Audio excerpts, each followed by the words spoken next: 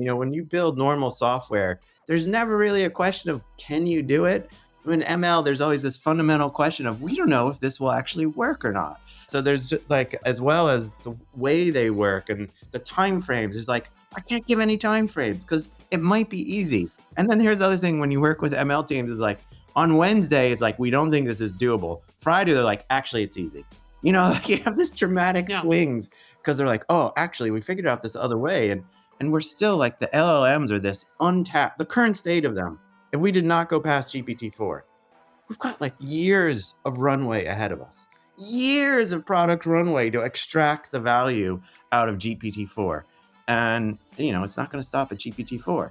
And it's a whirlwind. It's a whirlwind. Get ready for the ProducTea with Leah, your fun-sized dose of business, tech, growth, and product chatter. I'm your host, Leah, and it's time to spill the tea.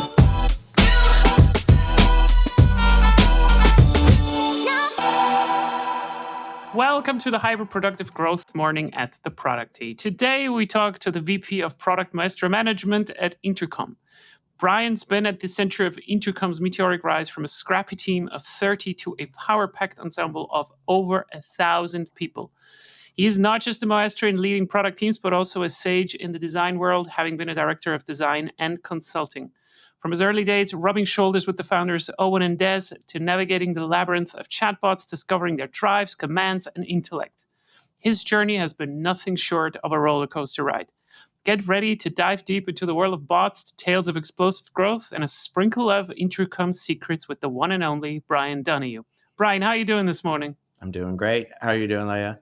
Fantastic. How would you rate this introduction from 0 to full AI, AGI 10? Well, I think it was good on the AI front and that you hallucinated. You said I was a sage of design, which is clearly wrong, but I'll take it. That's that you take the good with the bad. So I'll take that one.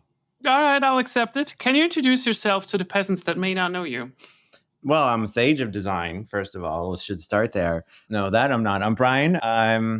Introduce myself. I've been in Intercom. Let's see what's interesting there. Here's where I'll start that's interesting is I worked in UX prior to Intercom and started product management at Intercom. So just shy of coming up to 10 years ago. So kind of that my whole time in that craft has been in one place. I work across all the core product teams. I lead the core product teams at Intercom. And so I've kind of worked across every part of it, of the product, and now get to work across all of it simultaneously. So it's great fun. That's really cool. So I think we have a relatively similar background, which is very exciting for me because in some ways you went further than me. And in some ways I kind of strayed from the path. So I also started in design. UX design or UX research, or as they called us back in the days, web designer. I'm not sure whether you had that particular title. Web, but not wet. Web designer. Sorry. Okay. Web designer. Yeah. That goes the whole different territory. Okay. Yeah, I mean something else. So I also started on that side. So you had some kind of, at least no matter whether you're a UX researcher or a designer, at least you're driving relatively close to the customer and the users. Yeah. There's just no other way to do this. And I also can pivot it to core product. And I also have been part of a hypergrowth startup, except I exited at around 150 people, and you just figured Intercom, they're growing. I'm just going to stay and stay and stay and stay. So which year is this for you right now at Intercom? I'm coming up to my 10th year, so nearly at double digits, but not there yet. So, yeah. There is a time where you just cannot quit anymore. Yeah, right? I know. You're a lifer. When do you become a lifer? That's the risk. That's the risk. But, yeah. Borderline. It's borderline. Right. It's high risk now. Yeah. Okay. Next time I will introduce you as the furniture of Intercom because you're just going to stay there now. Yeah. Just really quickly, a personal question that I ask everyone. What do people get wrong about you once they get to know you? Well, when people first meet me, their brains are immediately at unease because they're like, wait, this guy works in the Dublin office, but he doesn't sound very Irish. And they're just trying to work through in their head, wait, he doesn't sound Irish at all. And then eventually I say, no, I'm American, but I've lived over here. And they're like, oh. And then they're like way more at ease because now they can understand what the hell's going on with my accent. But the reverse is way worse is when Irish people think I'm Irish, but trying to sound American, because that does not come with good connotations. And they're meeting me and saying, who is this jackass? He's trying to pretend he's American because he lived in San Francisco for a year or two. I'm like, I'm not that person either. So, One I need to put at ease. The other ones I need to like correct so they don't think negatively of me. But that's a touch superficial. One thing I thought was at least a little bit below the surface was that's interesting is your work personality does not necessarily equate to your home personality. And everyone you know at work kind of assumes that. And everyone you know at home, also assumes that we're one and the same across all of them. So that I've had some interesting chats there where it's kind of like the personality and everything that you bring there can just be quite different. The dynamics are different. So I think that's one that's like, it's probably true for a lot of people, but maybe it's more true for me where I'm louder and shoutier and do a lot of this and do less of it. I Yeah. do less of it at home. Do less of it at home. That is funny that you're separating it from the professional to the personal side. I also feel like this quite often, where people just think that I'm the most sociable person because I have a podcast and because I like talking to people, at least in one-on-one settings. That means that I'm the most social person ever, Right. always, all the time. So if they see me outside, they're like, "Oh yeah, hey, you must be loud. Let's talk for an hour." And I'm just like, "No, let's not. Just gotta go." So yeah, okay, but that's really interesting. So can you maybe introduce really quickly for the people who don't know what Intercom is? Like if for some reason somebody does not know this company, it's been a very, very important company for pretty much everyone in tech. What makes Intercom so special? What makes Intercom so special? Well, I think it used to be hard to answer this question. It is now easy. We're customer service software. Everyone knows what that is. We're not trying to invent a new category, which, by the way, is kind of a hard thing to do. We were like a communications platform working for your marketing, sales, and support teams. And this worked incredibly well early on when you're pitching to startups who want this all in one, who want a new way of doing things. And Intercom really, like if you go back to the earliest days, I remember it's just hard to imagine how much stuff has changed. Here's like, I was telling someone this last week. I remember my first sitting down with a customer. And when I was just started, I was trying to wrap my head around the product, understand like what was the secret sauce of it. And I remember sitting down with someone, he's just like, and the homepage is just a list of their users and names. And it was just a fucking table. And this guy, he's like, look at this. This is amazing. I'm looking at him going like, what are you talking about? And it's like, this is my customers, because no one knew who their customers were like 10 years ago. And it was just everyone was anonymous and they couldn't reach out to them until he's like, this is amazing. And it's in real time. And then I can just go message them. And, so it basically, the pitch at the early on was, the internet had brought scale and it brought anonymity, and businesses didn't know their customers, and it had divorced the relationship there. So Intercom initially was this like connection between a business and their customers. So like that early on is what it did, and let you reach out and you do in-app messaging, which really we kind of were the first, or at least among the first, in that sort of in product messaging for there. So that's kind of where it started from, and also being real time and live and being plugged into your data. So that was another space where Intercom innovated earlier on, is being plugged directly into your data. So you had this real time view of your customers, and that data could power everything, which actually is something we didn't capitalize enough on of our different. It's funny, you look back and you realize, which of the things did you get earlier that you didn't realize were as valuable as they were and didn't make much of a thing? That kind of capitalizing on first party data was, other people took that off and did a better job of that one. But anyway, so we've evolved. The Intercom was like a communications platform. If you go back 2 years ago, 18 months ago, and it was too broad as you try, as your product tries to go up in scale and breadth and reach more people. And then that pitch was too broad. It was too hard to be one tool and be that many things to that many different people. And so a year ago, we've compressed. When Owen, our founder CEO, returned last year, he's like, we're picking a lane. We're just going after one. So we're going after support, which has been energizing. Everyone fucking loves focus, right? It's amazing. Yeah. So now it's easy. What is Intercom? We're customer service software. So yeah, there you go. It is easy to say, and it is interesting because I've also been in the industry for quite some time, which is which is a charming way of saying that I feel old. So I would say most interesting thing about Intercom was that everybody who was in tech knew it. Everybody who's not in tech did not know about it, but almost everybody used it in some ways, right? So like Intercom had also very good in-depth articles about a lot of these topics, right? And the interesting bit for me was how we treated customer service over the years, right? So 20 years ago, I remember vividly that whenever you had to do something with support, it was probably some kind of call center in another low wage country. That's how we treated support. So we had sales, marketing, everything in the same country. Here, locally, product did not even exist. You had maybe a web designer or like a wet designer, whatever. But support were kind of like this, it was kind of like this afterthought, right? And then maybe if you were modern, you had a good kind of support. But that's kind of what it was. Fast forward to a couple of years ago, where support was becoming more integrated also due to product-led growth. It was more of an integral part of onboarding of your go-to-market as well. It's not just like, hey, look, we need to just have something in case people have problems, but like, have a more holistic experience. And then it needs to also interact with the product. How do we also connect it a little bit better and not just like leave our support agents out in the rain? And finally, as we're starting to kind of figure it out, which is a bit overdrawn, AI hits us like a truck and everybody says support is dead. And Intercom is at the center of it. So I was at Turing Fest with Fergal Reed, who's a director at Intercom, and we were talking about AI in a panel about this very moment. How was this experience for you did you have a what the fuck moment when you were trying out ChatGPT for the first time or any language model, maybe a couple of weeks before it even hit the markets? Like, was there some kind of moment for you where you're like, uh-oh, our business is going to change? Yeah, well, we're very lucky because Fergal is not just like a deep technical expert, but he's like a really strong product thinker and a good business thinker as well. So he just brings this perspective and credibility to it that is invaluable. So he was the one who's like early on, he actually tweeted it November 30th. He's like, oh, wow, this is a leap.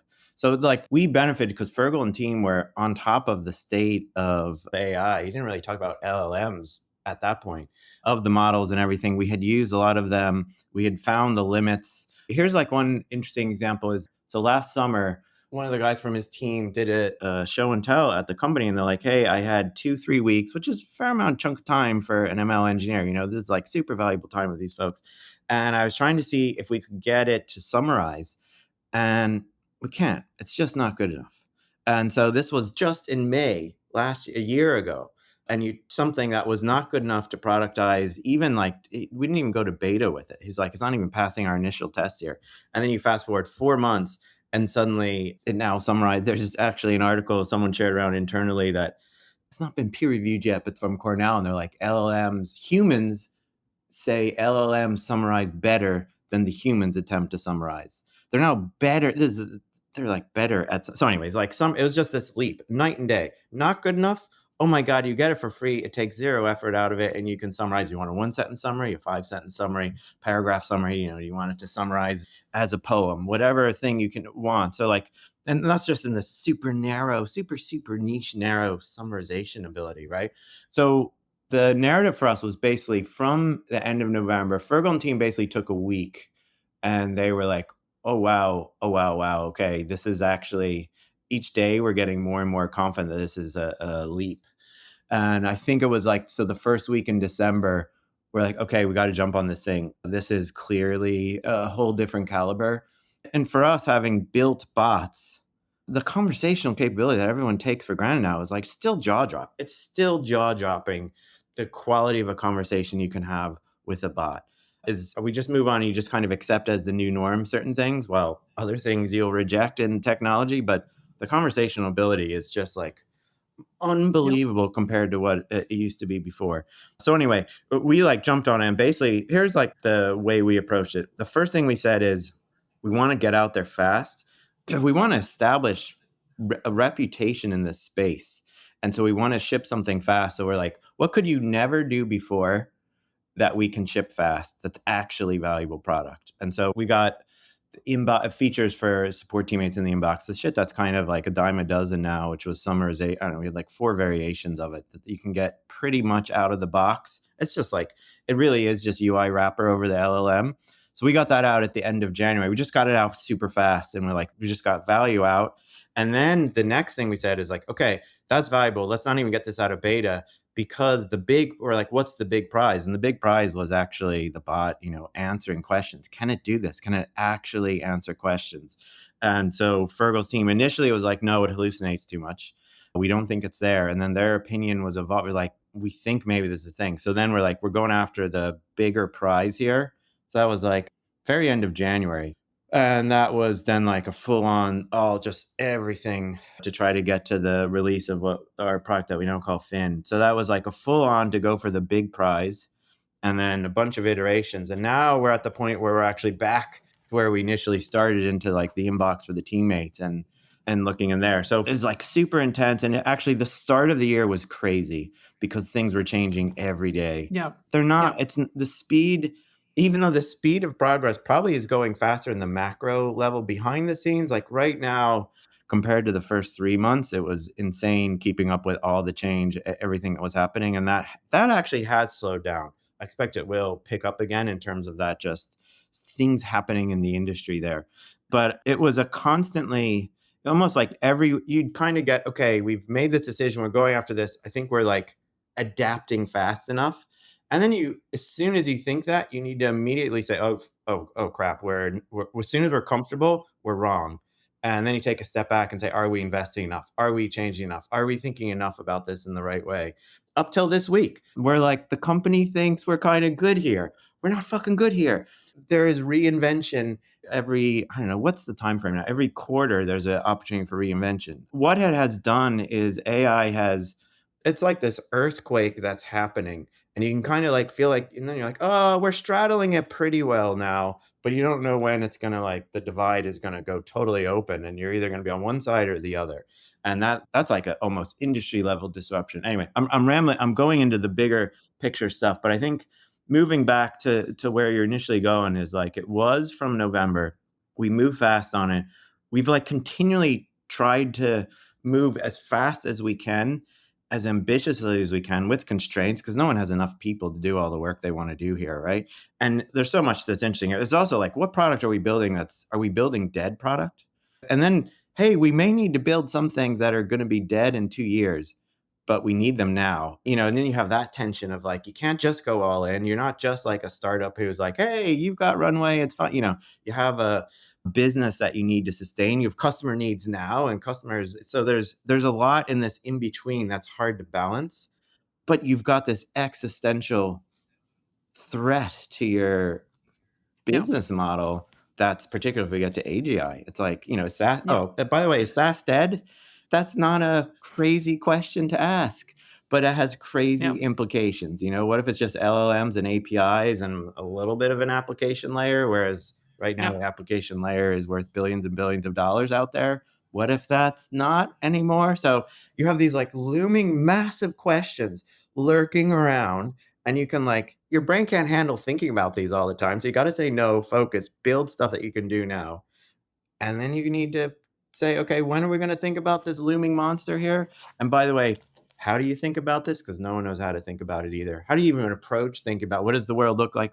So it's crazy, but it's crazy fun because there's so much new stuff you can do that you could never do Yeah. before. And no one, like, we're all working in like a playground of like of opportunity. It's a playground of opportunity. It's just like there's toys strewn everywhere. Just go where you want. There's toys over there. Can you make those good enough that you can go sell them to someone? It's like, it's just opportunity everywhere. So it's incredibly fun time to be in product, but it's also unnerving, unsettling. And you kind of It have, is. oh, fuck, in a year, am I going to look back and say, oh, we thought we were ahead of the curve. And meanwhile, the train came and hit us. So, it basically, if you're not worried, you're fucked. That's for Yeah, sure. that is very true. And I was talking about this with Kieran Flanagan, CMO at Zapier as well, and he said basically the same in different words as well. What if interfaces of products are starting to go away? Because you don't need an interface to interact with the product if an AGI or like an AI with extra steps is taking care of it. So that's the first thing. So he said a lot of good things here, and I want to just highlight one thing that I also had as an experience. So I was until last week the head of product of Duo.ai, which is still a machine learning end-to-end AI model company, right? And we 20 people team, so not at the size of Intercom. But the interesting bit was that it's exactly as you said. Last year, or like at the end of the year, what happened is every week a new technological advancement to the models themselves came out, making it in some way more efficient, less bias, which means less errors in what it does, in these crazy language models who do not even have an objective reality to check against. But you still have, like, does someone think that it hallucinates with confidence at the start, right? But then it starts to become more correct and so forth. And cannot emphasize more of what you just said. If you're a product manager or a head of product or a director and you thinking, okay, we have to bring something out fast, in a time like that, it matters a lot whether fast means 1 month or 3 months. It matters a lot because if you're building on the wrong architecture, something that is overhauled already next week, and it takes you another 2 to 3 months to actually deploy it, because this is sometimes how long things take, because these language models or any of these models are insanely big. Like, they're massive. It takes weeks to train sometimes before you even know whether you have a tangible output. That changes now the entire dynamic. So what you just said is that we're living in certain constraints where it's not just about being fast. It just means that everything that takes longer than 3 months is unacceptable. It means we have to cut in scope and we have to figure out, is what we can build in this particular time good enough for our customers to bring any value before someone else does it. And interestingly, I found that bigger companies tend to struggle with this much, much more. And I would love to hear how you're approaching this at Intercom, right? So, like, I've had 2 OKR cycles where I completely had to throw over everything in the middle of the OKR, which is a 3 months planning, just like, nope, we're going to do another thing. No, we're going to pivot again, just because everything happened so fast. Was this also your experience? As a smaller company, this was easier for me, of course. But I would love to hear, like, was there something similar that happened at Intercom as well, where you're just like, oh, why do we even plan for 3 months? For sure. So, and like we've actually broadly said, because we had gotten to the point where we could plan pretty confidently for 6 months, and then we'd give like, hey, here's loose ideas for after that. And it's like, okay, that mostly goes out the window across a bunch, because everyone's, even if you're not building with our ML engineers, rethinking parts of the product here, not across all of it, but in a lot of places. So yeah, we've definitely drawn that in.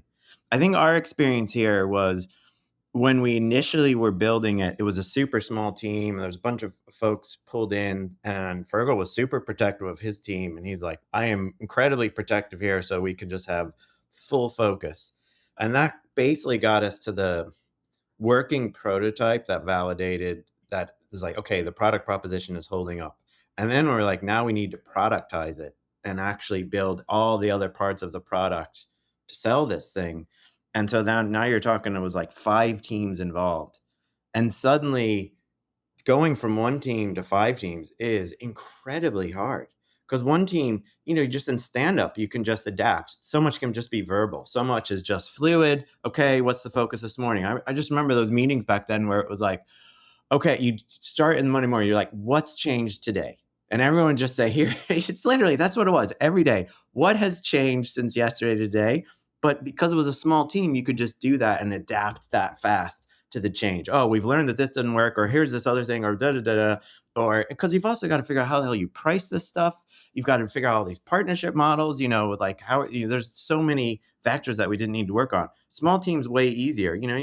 We had all the disciplines kind of in there. Then when you go to, I think it was like 5 teams, way messier. And everyone's bought in. You kind of need everyone to be bought in, like, this is going to be messy.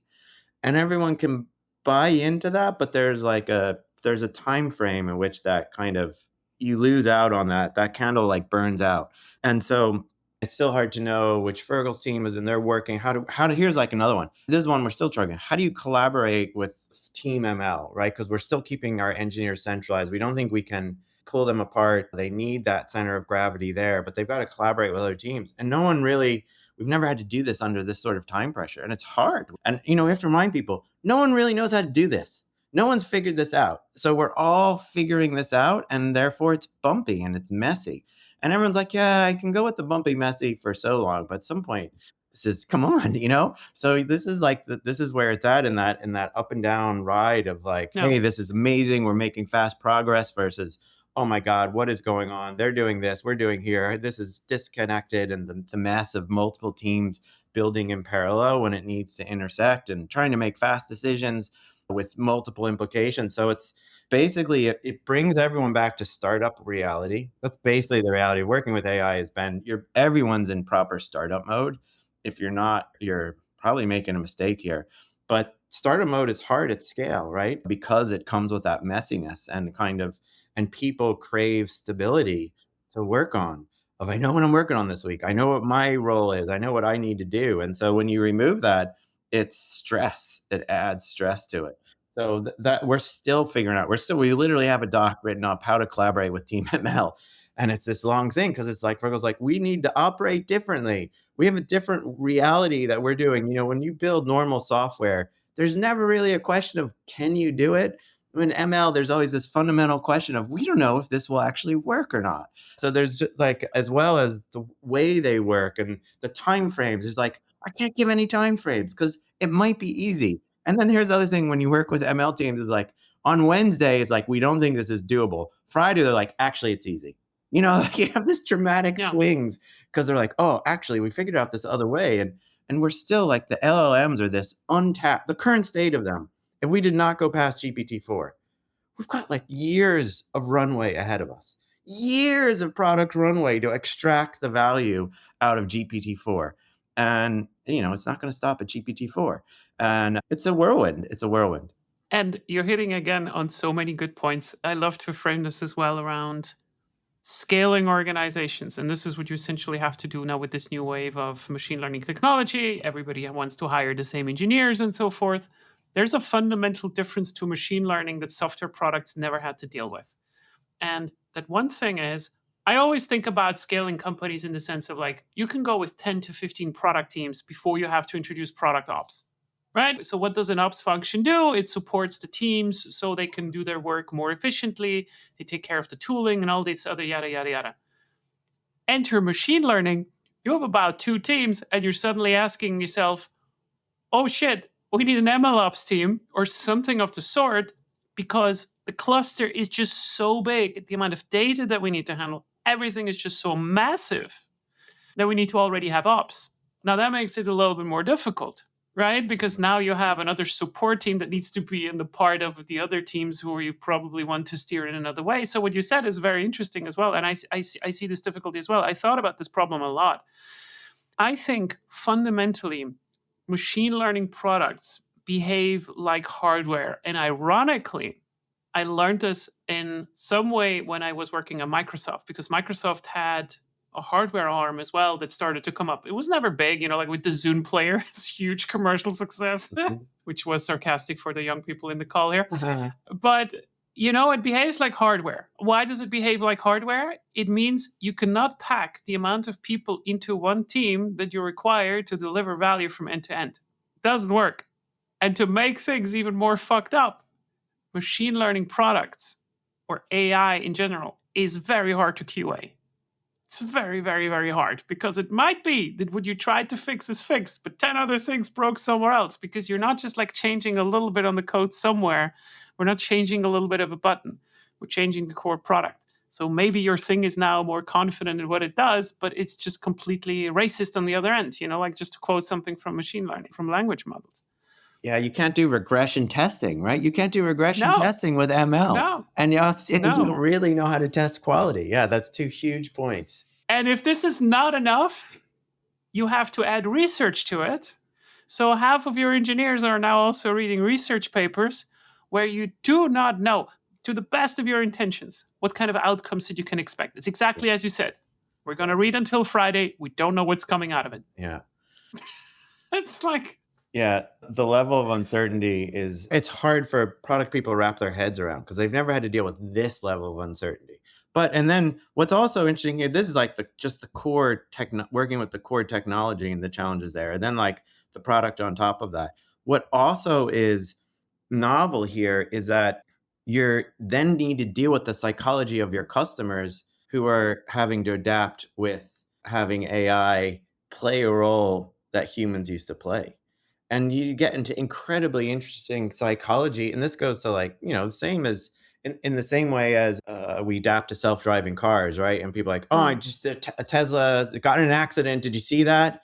That was like one accident. This whole thing, and everyone, because humans are outrageously irrational. And so, yeah, however many thousands of deaths happen per year with humans, but our brains are like, with a new technology, any mistake is like super low tolerance for any mistake. So most people come with like a super high bar that they put to this thing. And also no ability to, you're saying, of like, how do you test the quality of it is really hard. And there's an irony, which is probably the best way to validate the quality of the AI will be to rely on the AI. Like the AI will actually be the most authoritative view of itself. And remarkably, this will probably work. We're kind of just dabbling in this part of it now. But so that's a huge part of it, which is like, how good is it? And I can see a few mistakes that it's making.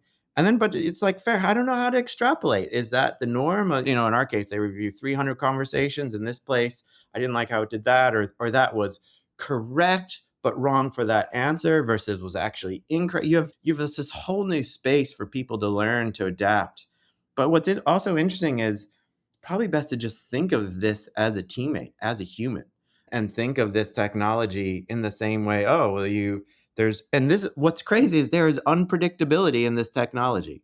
Like, here's an example: is multilingual, and people are like, why can we not have your multilingual bot? And we're like, well, it does it out of the box without any control, but we can't predict when it happens. So we'll try to build it in so it's mostly predictable, but sometimes you still don't know what the fuck's going to happen here.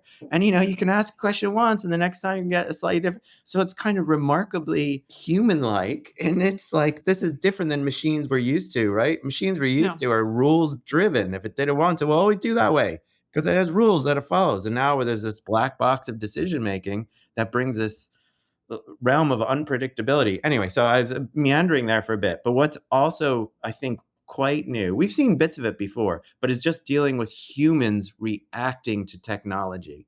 And most of our products had less of that. I'm sure particularly in consumer products, I'm sure there's been variations of it, but I think AI brings this more front and center, certainly than for us it's been before, of just how do they adapt? How do our customers think about this? What's their psychology? What's their discomfort? What's their like, oh my God, what does this mean for me? What does this mean for my teams? I remember Des was saying, he's like, well, Brian, what would you think if like this was all about PMs and it was coming for your team? And it was like, oh yeah, we're going to actually do our roadmap based on the LLMs. How would you react to it? And just trying to get empathy for when it's your job that's changing or at risk. It's going to just, as human psychology is a huge component of the products we're trying to build here. So that's incredibly interesting as well. Yeah, I agree with this. And I am occasionally happening on Reddit. So like I'm starting to surf around on Reddit, like I'm checking out the product management subs and the growth and everything. And it is fascinating because people are always scared that they are being impacted, understandably, of course, right? So like, hey, what happens if I'm being replaced by this and this? And I think the initial hypothesis was that designers are going to be impacted the most and support is going to be dead. Everything is just like in one extreme, right? So like, it's like just 100% over there or 100% over there. And I think in business, it is relatively simple. Psychologically, the stuff that is dramatic is happening on the B2C side. As you said, one autopilot makes a mistake, every car is bad suddenly, right? And then you have regulations coming down, cookie banners, so the kind of crap, like that you never want to deal with.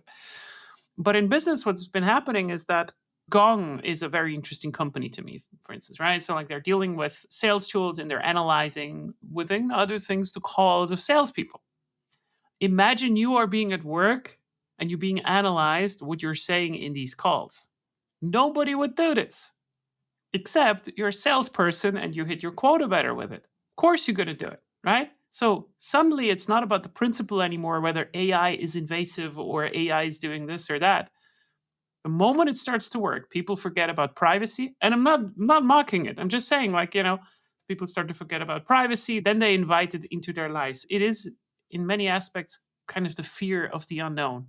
But I'm also fascinated by this a lot. I love how you framed this. Well, this kind of ties into another topic that, by the way, you're in SF when you're talking to a PM next to you on the airplane, right? It's like, oh yeah, only when you fly out of SF is do you sit this is so funny. Just like one little anecdote between this. I learned from my former CEO to not talk about funding rounds in planes yeah. or in trains. You just don't do that. And as he was telling me the story, within 1 week, we had someone that was just like sitting across from a competitor. But yeah, go ahead.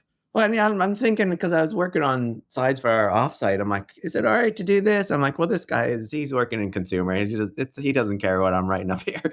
But it's like, you're an SF. It's like someone probably cares, someone's connected to it. Which, by the way, another random SF anecdote. I was thinking, like, you go to SF, you're like, oh my God, everything becomes a cliche immediately. Like every billboard is AI, AI, AI, AI. Every billboard is AI. And then when I had dinner with friends and they were saying they were looking at houses and the realtor is like, suddenly everyone's like, oh, well, I work in AI. I work in AI. It's just like everyone, everyone, this is all anyone does. It's on all the billboards. It's like, oh man, it becomes an immediate cliche. San Francisco is the fastest to a cliche. That's like what they try to do.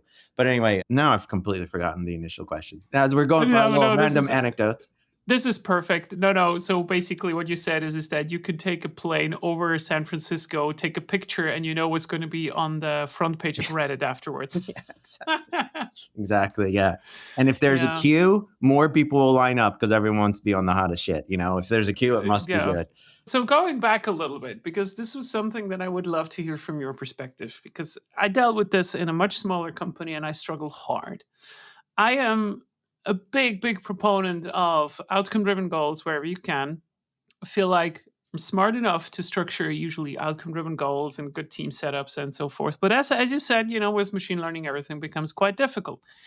How do you look at this from your own perspective? Like if you have your growth teams and your product and so forth, like how do you structure planning? And let's say we're accepting that we have an inherent risk that we don't know what's going to happen in the next 3 to 6 months, but like we cannot just define like, okay, improve 30-day retention by 5% because that's just not how it works.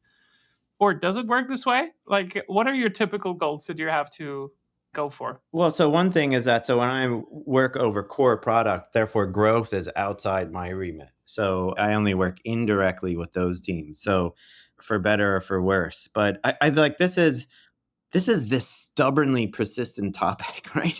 That is, I don't know if anyone's fully solved. So here's like and we're literally, this is a debate for this week at our offsite this week of like, should we get more core product teams going directly after adoption? Here's like a couple thoughts of like where I think there is still fundamentally a difference in how you build and how you plan and how you think of growth versus core product. And what is the difference between growth, core product? Core product is where fundamentally you're trying to build capabilities for your customers that are useful. And growth is where you're trying to get your customers to those product capabilities. So that's how one of my colleagues, Colin, framed that, which I think broadly holds up. So a couple thoughts. One, it's actually energizing for teams to have a clear metric they're going after. It's like, oh, this is what we're going. Okay, this really helps. A metric or goal, clarity of goal helps people are actually drawn towards that. The question is the goal fucking the right one? And is the $1 million question, right? And everyone, most folks sidestep this. And if you're in a consumer space or you're in a growth space, you kind of start with the goal. It's like, hey, you do the analysis. This is the thing we need to change. And here's where we think the most value is. It's going to be in the early activation, blah, blah, blah. And you can because it's directly mapping to the business value. So growth like starts on business value and points to where you need to, hey, moving this up is going to be super valuable for us as a business. So we don't know what the fucking problems are. Like you don't start with the problem. You don't start with the customer problem. You start with the business problem. And you're like, you need to go fix this business problem. And in order to do that, you're going to have to figure out what the customer problems are. But here's like, I think the true test of if you're working in a growth mode versus a core product mode. If you try something and it doesn't move the number, will you throw it away? And if you're in growth, it's like, of course we're throwing it away. Like there's no debate of like, we only build things that are improving the numbers we work on. Whereas if you're in core product, you're gonna be like, well, I mean, I talked to customers who said this was valuable. It didn't move this higher up number, but that's because I don't know if that number really is the thing that is the right indicator of if the product I built solved this customer problem. So it's like, I'm not going to throw this away just because it didn't move, because we didn't get to 25% adoption. We got to 20% adoption, whatever your numbers are. It's like a little bit arbitrary what good is in that sort of way. So I think there is a fundamental difference in whether you're building, like, you're solving a customer problem or you're solving a business problem. And they're different. And you can't, if you try to merge them, you're kind of fucked. So I think it's important to be clear, what are we going after? Because, like, the other thing here, and this is where I've said, look, of course, adoption is not this, say, initiatives, teams, or whatever. Adoption is not the primary metric. It's a secondary one. Of course, we'll look at it. If it's really bad, it's a signal. But the primary one is we're solving the problem, or we're trying to invent something new. And therefore, like, adoption is a good indicator of this, but that might take a while to get there. But that's not the center of gravity for it. But sometimes it is. And like, this is literally what we've done is say, hey, these two projects here, this core growth team, adoption is the main thing they're going after. They'll build capabilities in support of getting there, but we're kind of over the initial phase of it where now adoption matters most. And if we can't move that, then stop doing any capability work and do more whatever early product, what's the setup experience, what's this sort of stuff, do more of like non-core product, non-capability stuff to get to that adoption one. So it's like, what is the center of gravity? I think this is a good debate, and this is what I want to have with folks this week. And I'm like, no, that's not our center of gravity. Hey, we're inventing this new space thing here. Adoption is a measure of success, but it's not the primary thing you're going after. If you need firepower behind this, you can fly me in. I still have 1 week before I have to speak on the next conference. But let me just touch on this really quick, because I think we would have a couple of funny fights if I would be working at Intercom. Okay. So I think the core challenge in what you just described is exactly spot on. And I think specifically at scale, you need to kind of divide your responsibilities up. You cannot have everyone working on the same thing, of course. It's not a big surprise, right? So I think I agree with you up to the point where we would kind of limit the growth teams to the top of the funnel almost, where we say, like, it's not just top of the funnel. You went a little bit further, right? Like, so you said, like, product adoption is still also important. But I had the biggest success when I absolutely said that, no, the product teams need to be almost structured like the growth teams. I do expect from product teams to also go for more in-depth metrics that are disconnected from the business metrics, which are, for instance, extended value. Like, which is not an adoption key metric, whether you're using the chatbot for the first time successfully, but like whether you do something that only someone would do, that does it for the 100th time, or that, like something at scale.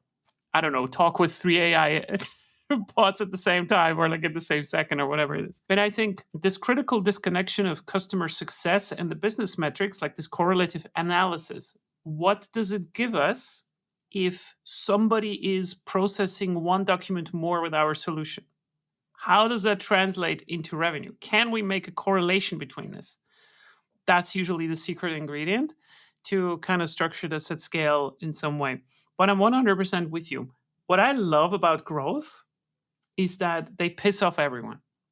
They absolutely piss off everyone. First, they piss off product because they start to kind of measure, like, hey, like, we need to change like acquisition flows. We need to do this. Can you do that? Can you do this? They mess with sales because they think about monetization different. And then they also mess with marketing because they just say, like, look, the quality of the traffic is just not good enough, or we need to measure deeper into the funnel and so forth. So this is why I'm coming originally from core product, but I love structuring it like growth. But I think we are paying the bills now for a company structure that was built for marketing is acquisition, sales is about closing, and product is about product, and nobody talks to each other, and they're all sitting on different floors. Yeah. And I think we're paying the bill for it now.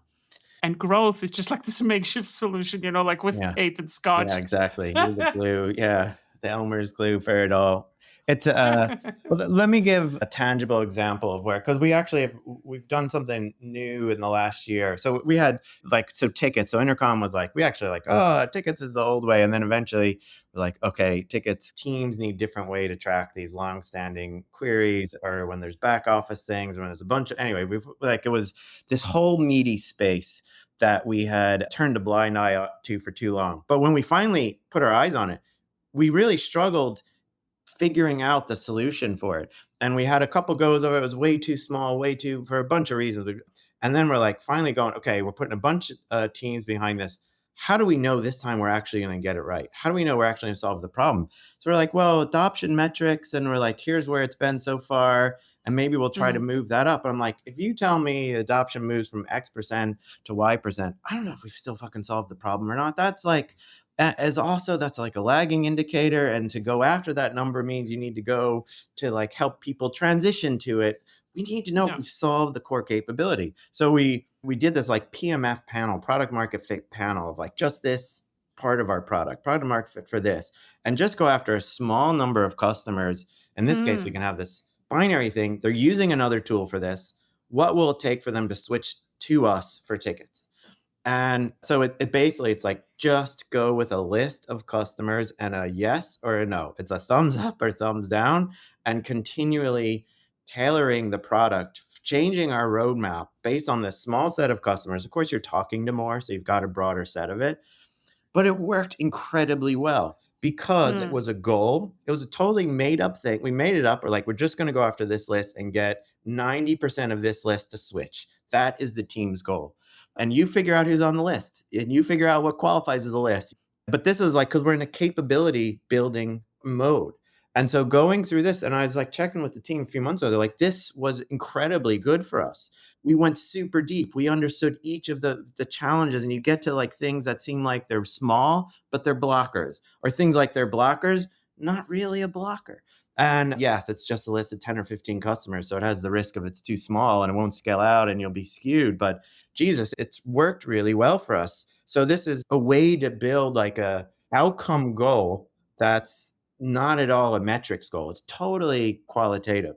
Now, as we've gotten to where tickets is now, we're shifting it. And now it needs to be about adoption. And now the team is like, okay, we've got the core capability. Now we need to build the transition product to get people's over to using this. Now we need to help them make the changes so we can get our adoption rates up. But that's like those two stages of where the product is at. It's similar for another one, workflows, which is like inbound support orchestration. Just like, where's all the stuff that's coming in? Where does it go? And we've built a huge swing on the core tool. And now we need to get to the adoption. And it's more of a growth mindset, but it's a mixture, because there'll be some capability, there'll be some other things there, but it's like, okay, those tools have now gotten to the point where adoption is the right thing to fight for. But these other parts of it, no, this is still iterating on the core capabilities. And we know those are missing, so we know those are what we need to go after. But it worked really well for us to have this PMF list. It's like totally made up. Like it's not a real 90, like we would genuinely say, we have a phone like, oh, we're hitting 38% PMF, which sounds like total bullshit, right? But it's like, they've got their list, and they're like, here's what they need, and we'll have covered off this much of it. So yes, it's an artificial number, and it's not literally 38%. No, listen, I love this. This is so cool. This is really, really cool, because I think it's a better metaphor than what I use to to explain this. There is something really interesting. Like if you think about two solutions being two metal bars, all right, so you have one metal bar on the left and one metal bar on the right, and the customer is the magnet, because that's usually how they behave. They're never in between. They're either with one or they're with the other. Right. It takes force once the magnet is stuck to one solution to get it to the other side. Yes. It's not just like, it's not a liquid container that just goes from one side to the other. It takes force. And that means your product is not just a little bit better, it needs to be really, really, really much, much, much better. That's one of the reasons why you can copy Google all day long. And if you're like 5 or 10% better than them in their search results, you're still not going to get any adoption from it, because what they have is good enough. So I love this, and I totally buy it. I think what you're touching on is actually what we were talking about on the airplane ride with my fellow PM who I just met, which is with half of the plane. Yeah, with half some the other plane. Yeah, we SF should have product managers. put microphone. I had an impromptu podcast because half the people had been piping in. But it's like, does the best product always win? And I think what you've touched on is usually like for the best product to win, because it's the best product, it's the 10x thing is relevant. And most people are like, your product, maybe you're right, your product is better. But if it's 1.5x better, it's probably just 20% better or 30% better. And I think 10x is, it's an outrageous number really, but conceptually it's like, it's got to be way better. And I think this is where the best product normally doesn't win, because they're not that much better. They're just incrementally better in some ways. And the gravitational pull to not switch tools, unless you're working in startup land where people almost have a gravitational pull to try the new thing and therefore they'll try it. But, when you're moving with even slightly more up market where there's like some resistance Yeah. to like not just try new things, that's where it's like, does the best product always win? And I still wonder if this is true. Probably if it's actually a whole hell of a lot better. But like it's competitive as hell out there. And there are a few products that are clearly, unambiguously a whole hell of a lot better. So therefore, product is one component of what's going to get people over, because do you really have a product that's Yeah. twice as good as a competitor? So yeah, I'd love to hear where you end up on that. I think you got it. I think you got it 100%. I think what has changed into the past. So let's say 20 years ago, if we could go back into the past and tell our past selves how easy it is to build products. I mean, wrap your head around how crazy it was to ship anything in the past. We had to print CDs, not even DVDs. We had to print CDs, ship it somewhere, have to bring plugged into CD. This is, people cannot imagine what that means anymore. So the creation of products has become simpler and simpler and simpler and simpler. Whereas at the same time, go to market products, like how to access people and so forth, also got quite easier. But the problem is the market is not getting bigger. So the market for people that you can reach is not necessarily getting bigger. It's just easier to address the little bits that you can. So now you're competing over an existing market with easier and easier and easier methods, which just means that the people who are not using the easier methods are going to be left behind. Yeah. So it becomes much more part of a product on how you access these markets, right? So like the go-to-market motion is in there as well at the same time. You cannot succeed with a good product alone anymore. Unfortunately, the markets are hyper transparent. Everybody knows about it. This is why ChatGPT got so many users, and it's kind of slowly kind of dying down and so forth. So this is going to be wild. We don't know where it's going to go. It's not over yet, but I'm pretty sure that people like you and me are going to stay in the market because we love thinking about these things, right? So like we're not afraid of it. We're not just like saying, like this is the next fad or whatever. We know it's going to get wild, and we kind of accept that we just don't know where it is going. You have to embrace the craziness for sure. Yeah, you too. Brian, this was such a fun talk. I have just one more question, if that's okay. I Sure. know we've been going for quite a while now.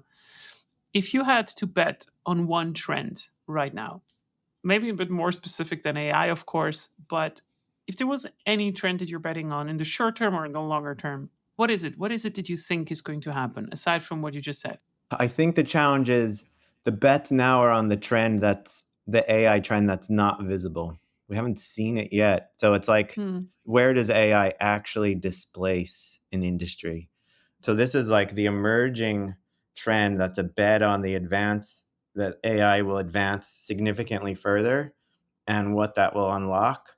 So that's the tidal wave, but it's not a trend yet. So it's like this looming possibility that's increasing in likelihood, but still an uncertainty there. It's like there's so much that's happening now, and that's the thing, and everyone's talking about it, but that doesn't mean it's not the right thing to be talking about, because it is that transformational. So I think that's like in the here and now, and like the next year, what we all can imagine, what we're trying to build, what we're trying to understand. The question is what's like the step behind that and the next Hmm. wave of this. And I think because right now the wave that we're currently doing feels like it's a jump in capability, but it feels like an iteration to the product, right? We have not seen products truly upended yet, but we should not assume that will continue. And so it's what's behind the next wave. If you view it as like this is, there's a great article in the Atlantic about Sam Altman and OpenAI from like 3 months ago. I don't know if you saw it. It's fantastic. The journalists had like access to a whole bunch of the folks over a long period, and they're framing it of like, I'm sure you're familiar with this metaphor of like the framing the AI in terms of a maturity of a human. And so they talked about in the early years, it was like it was a baby and you had no idea if you're making any progress. Even like with Hmm. human babies are learning loads, but you can't see it. They can't express what they're learning. You see a facial reaction, right? And so you go through this periods of wilderness periods of you don't know if anything's happening. And then you start to see progress. And if we're right now, what is the age? Is it, I don't know if it's an 8 to 10-year-old now, but also once you get to that age that the AI is at, suddenly it's able to learn faster and better. So like we're dealing with 8-year-olds now or 10-year-olds, and that's not even accurate. But if you kind of just go with the metaphor, even though it's way more articulated than 8 or 10-year-olds, but if you go with the metaphor, when this becomes a teenager, what does that mean for this? So this is, I think, the trend that no one really knows how to think about. The VCs are hot on and investing, but they can't. No one can really imagine what this is. No. We're just trying to scratch at this, but that's like the looming tidal wave. So right now we're on this nice waves that we can surf and ride around. We'll wreck and get back up, and they're kind of fun, but there's a tidal wave behind it, and that's the fucking thing. That's the thing. No. That's most interesting. I agree. And I think when it's impossible to predict what's going to happen, at least on the value side, right? So like for the next couple of years, then you cannot invest into a business anymore. Because if nothing is defensible, ChatGPT is only as valuable as you think it is going to be in the next 3 to 5 years. Otherwise, it becomes not investable because no company is going to return its investment in the next 1 or 2 years. That's not how valuations work. So I am still going to reinforce my bet that I had at the beginning of the year. I think we see the rise of hyper small, extremely agile companies or corporate environments that kind of manage to unite this in themselves in some way. But the hyper big companies that are 10, 20,000 people who are being at the forefront of innovation, like Apple and Microsoft to some degree and so forth, they're going to have a very, very hard time. And it is going to be wild, but I'm glad to be here. And I know you are too. Yeah, absolutely. Fun times. Thank you so much, Brian. How should people get in contact with you? Should they get in contact with you? And if so, how? On Twitter is probably the easiest place, whatever it's currently called. I probably have a handle. I don't know what it is. I will put it into the show notes. And Twitter for the young people in the call is X now. Just so... We're not going to talk about this one. No, we won't go. Thank you so much, Brian. This was a lot of fun. Thanks Hopefully this was not the last time. Okay, take care. Bam. Thank you so much for listening to the ProducTea with Lea. If you don't have enough yet, you can subscribe to my podcast right now on Apple Podcasts or Spotify, or you can head to my website, leatarin.com, which is leahtharin.com, where you can find much more of my material or just want to work with me.